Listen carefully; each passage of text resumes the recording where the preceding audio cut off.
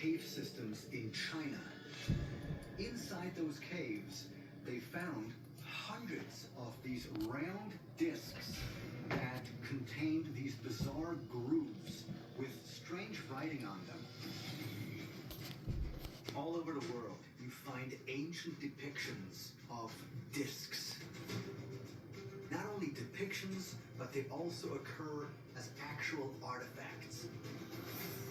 Local legend says that the sun disk was transported through these tunnels to some unknown destination.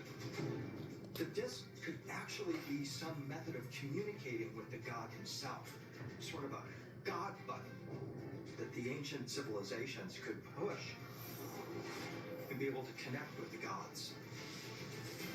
Maybe the discs themselves are extraterrestrial, or they're imbued with some sort of extraterrestrial intelligence.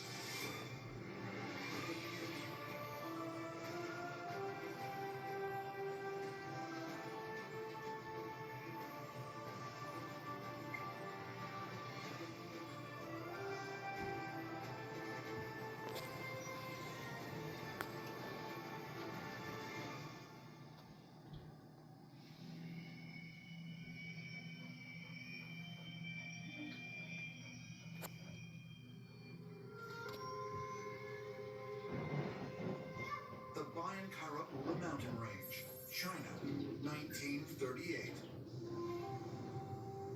While trekking through the rugged terrain, an archaeologist from Beijing University and his team discover what appears to be man-made caves.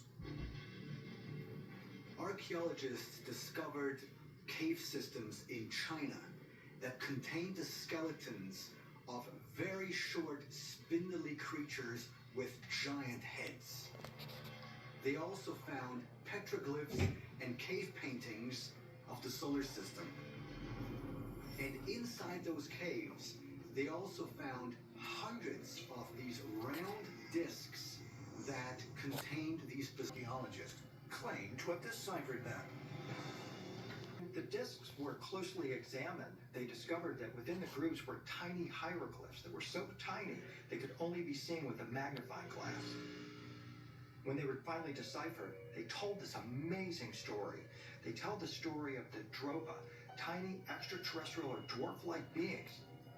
Those hieroglyphs told about the crash landing of some people that flew through the universe and came upon the third planet of our solar system. And when they crash landed in this remote mountain area, they had no possibility to repair their spacecraft and had to stay there.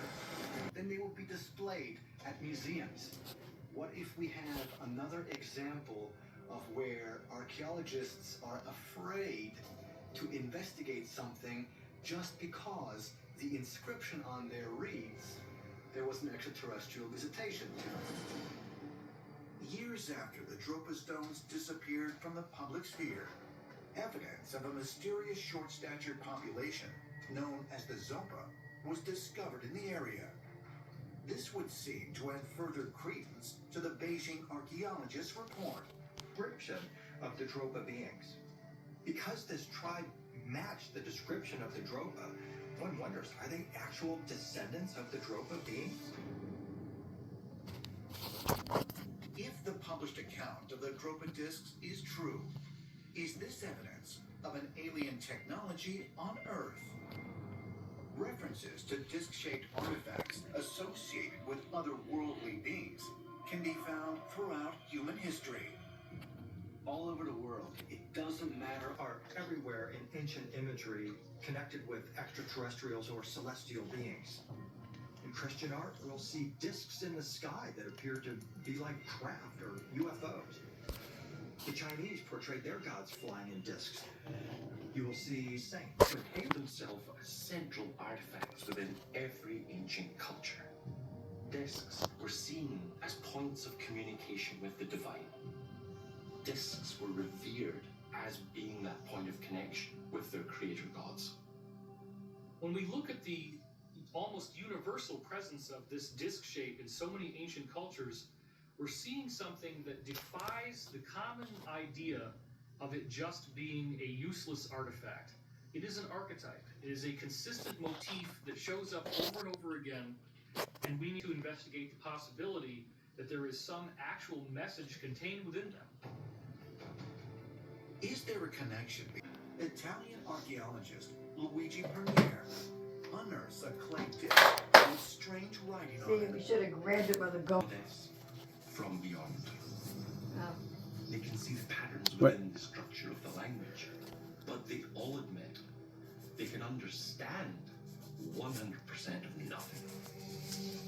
The Phaistos disc When you're done, cut me a pill in half, right? curious You don't mind? hieroglyphics that include pictures of men with mohawks, different designs.